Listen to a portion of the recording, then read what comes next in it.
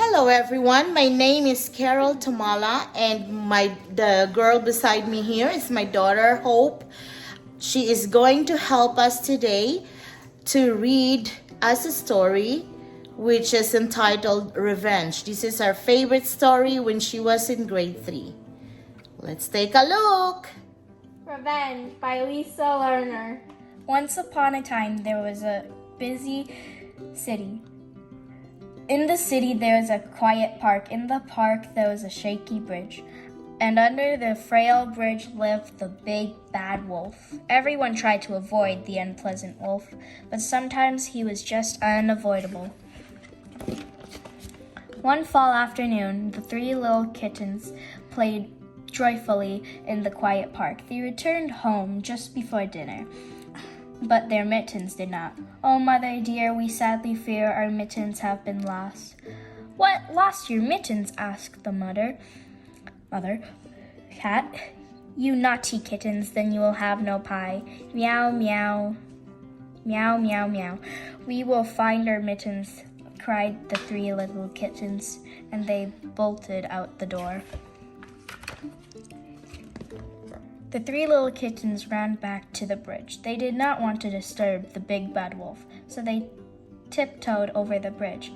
Pitter-pat, pitter-pat, pitter-pat. "Who's crossing my bridge?" the big bad wolf growled. "The three little kittens," they whispered.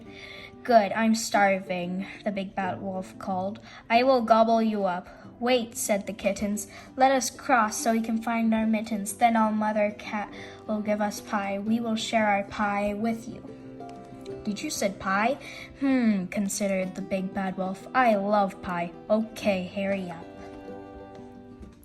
As the three little kittens ran away, Goldilocks raced across the bridge.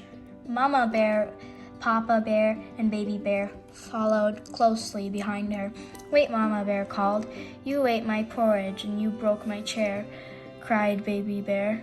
"You have to help us clean up." Goldilocks scurried across the bridge, glancing back with every stride. Thump, thump, thump. "Stop," shouted the big bad wolf. "I will gobble you up." "Gobble us up?" Papa Bear said. "Why? If you are hungry, we will share our porridge with you." "Please let us cross," added Mama Bear. "We will catch Goldilocks. She will help us clean up the mess she made. Then we will come back with the porridge for you." The bears continued on their way. Meanwhile, Red Riding Hood walked toward the weak bridge on her way to visit Grandma Riding Hood's house. While passing through the park, Red Riding Hood sung a happy tune. She stopped to admire the colorful leaves. She listened to the hum and buzz of the insects. Now the big bad wolf was really hungry. In fact, he was so hungry his head hurt. The three little kittens had promised him pie. The bears had promised him porridge, but the big bad wolf sat alone and waited. He waited and he started to feel sad and angry. Just then, the big bad wolf's head hurt so badly that he thought it might explode. Red Riding Hood stepped onto the rotting bridge. The big bad wolf growled, "What are you doing on my bridge?" "Oh my," gasped Red Riding Hood, "what big eyes you have, the better to see you with," said the big bad wolf. He stepped closer to Red Riding Hood. "What big ears you have," Red Riding Hood noted.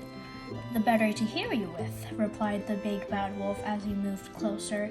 A shiver ran up Red's spine. Red Riding Hood knew she had to escape, but the big bad wolf was standing in her path. She thought about Grandma Riding Hood waiting for her to visit. "You catch more bees with honey," Grandma Riding Hood always said. Red Riding Hood didn't really know what Grandma Riding Hood meant.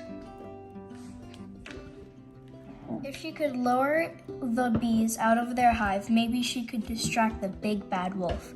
Red Riding Hood grasped inside her bag and pulled out a small jar of honey. "Are you hungry, Mr. Wolf?"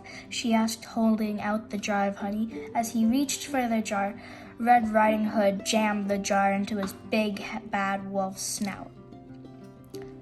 and ran towards the trees. Red Riding Hood tapped the hive as she ran past it. The bees swarmed after the big bad wolf and chased him deep into the woods. Red Riding Hood strolled back to the bridge. The 3 little kittens and the bears were already there. "Where's the big bad wolf?" asked one little kitten. "We brought him pie. Grandma Riding Hood always says, you can catch more bees with honey." So I shoved a jar of honey on his big bad wolf's snout. Red Riding Hood explained, and an angry swarm of bees chased him. Mama and Papa Bear laughed out loud. "What is so funny, Baby Bear?" asked Baby Bear. The saying really means you need to be nice to others if you want them to be your friends, explained Papa Bear. "Well, I guess the big bad wolf needs to learn the meaning of that saying too," laughed Red Riding Hood, and they lived happily ever after. The end.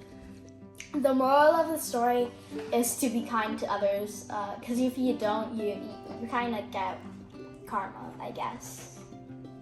What was the best part of the story that you like?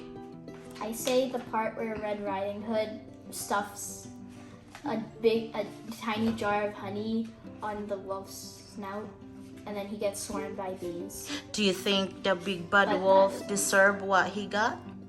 Kind of. I felt bad for him, but also yeah. I hope you like our story for today. See you next time.